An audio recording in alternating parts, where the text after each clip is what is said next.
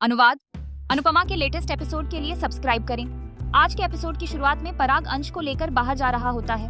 अनुपमा और बाकी सब पराग को रोकने की कोशिश करते हैं। पराग अंश से कहता है कि मेरी बेटी को तकलीफ देने वाले की इस घर में कोई जगह नहीं है। पराग अंश को धक्का देकर बाहर निकाल देता है। सभी हैरान रह जाते हैं। पराग अनुपमा से कहता है कि लेकर जाइए अपने लाडले को, अब इसके लिए इस घर में कोई जगह नहीं है।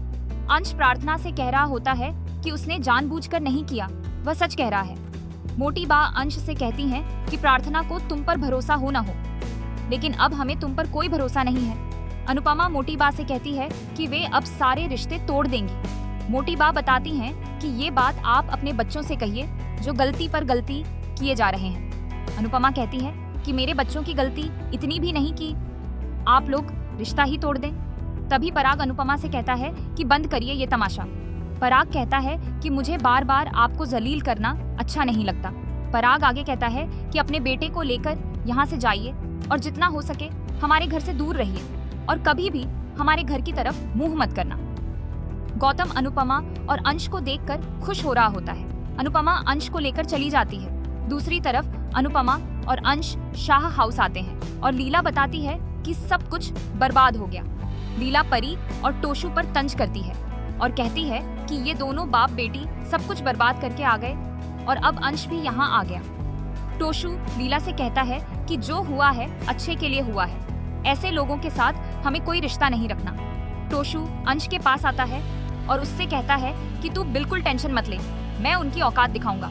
अनुपमा टोशू को थप्पड़ मारती है और कहती है कि जो भी होता है दिमाग से होता है और तुम्हारे पास बिल्कुल दिमाग नहीं है।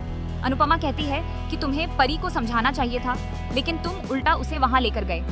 अनुपमा परी से कहती है कि तुम्हें क्या लगता है तुम्हारे वहां जाकर सबसे झगड़ा करने से, धमकी देने से सब ठीक हो जाएगा? अनुपमा कहती है कि पहले समस्या को समझो फिर उसका समाधान निकालो। अनुपमा कहती है कि तलाक कोई मेडल नहीं होता जो बस ले लिया जाए। तुमने सिर्फ फोटो देखकर फैसला ले लिया। पहले तुम राजा से बात करती, तुम्हें राजा पर भरोसा था, पहले उससे बात करती फिर उसके घर वालों से बात करती, लेकिन तुम यहाँ आ गई और फोन भी नहीं उठाया। अनुपमा ईयरफोन लेकर परी को बताती है कि जब वह अपने ईयरफोन दिन में 10 बार सुलझा सकती है तो रिश्ते क्यों नहीं सुलझा सकती? हम बेजान चीजों पर इतनी मेहनत करते हैं तो रिश्तों पर क्यों नहीं? अनुपमा कहती है कि किसी पर चिल्लाने धमकाने से कुछ नहीं सुलझता। अनुपमा टोशू से कहती है कि वह परी का पिता है, उसे जो करना है करे, लेकिन तमीज से। अनुपमा अंश से कहती है कि तुम बिल्कुल वही मत करना जो इस लड़की ने किया है। अनुपमा अंश से कहती है कि हम बाद में बात करेंगे, अभी तुम आराम करो। अंश रोकर कहता है कि उसने प्रार्थना को जानबूझकर चोट नहीं पहुंचाई थी और सब लोग मुझे गलत समझ रहे हैं, और प्रार्थना भी। अनुपमा उसे शांत रहने को कहती है। इसके बाद अनुपमा परेशान होकर बैठ जाती है।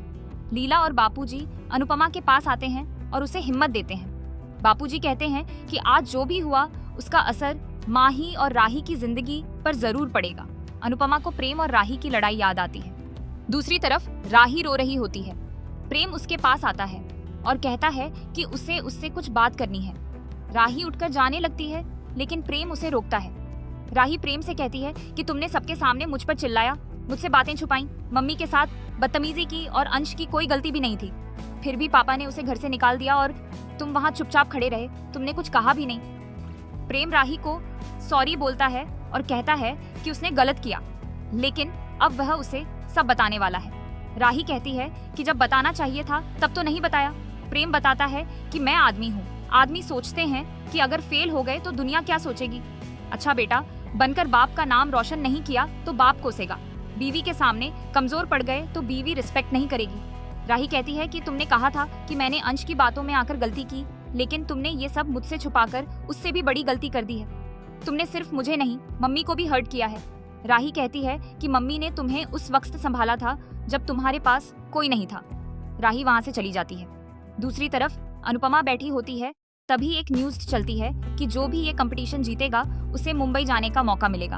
अनुपमा सोचती है कि मुंबई भीड़ में खो जाने के लिए नहीं जाते और उसे मुंबई की बातें याद आती हैं। दूसरी तरफ प्रार्थना ख्याति को बता रही होती है कि अंश ने उसे धक्का नहीं दिया था।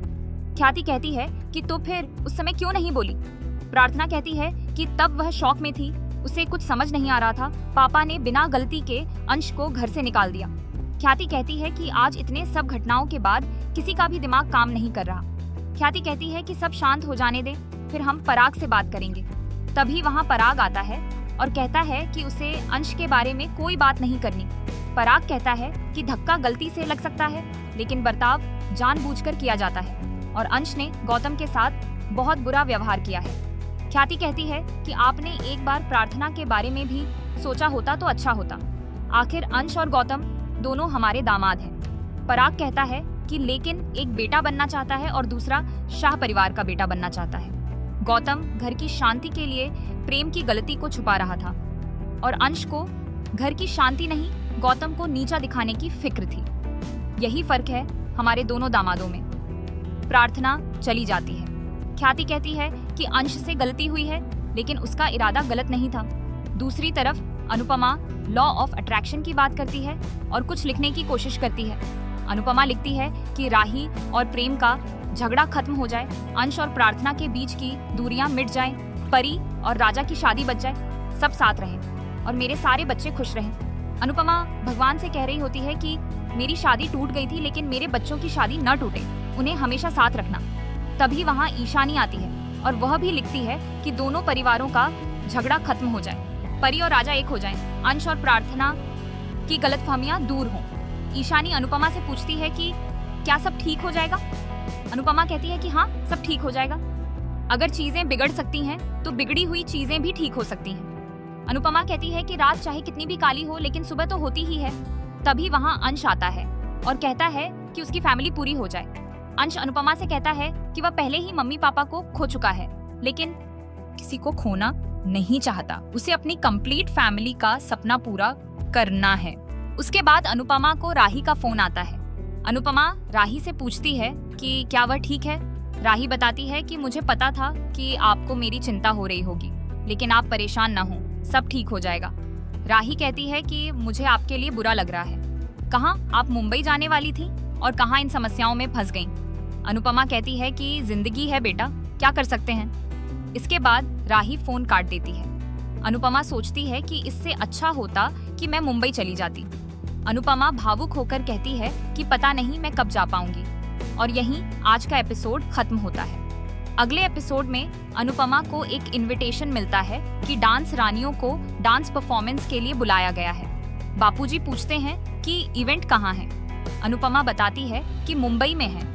यह सुनकर बापूजी और लीला परेशान हो जाते हैं। दूसरी तरफ परी राजा को किसी और लड़की के साथ देखती है और गुस्से में राजा पर हाथ उठा देती है।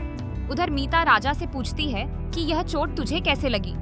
इधर अनुपमा खुद से कह रही होती है कि इतना कुछ चल रहा है, मैं मुंबई कैसे जा सकती हूँ। दोस्तों, अगर आपको हमारी ये वीडियो पसंद आई हो तो हमारे चैनल को सब्सक्राइब करें और वीडियो को लाइक करें। धन्यवाद।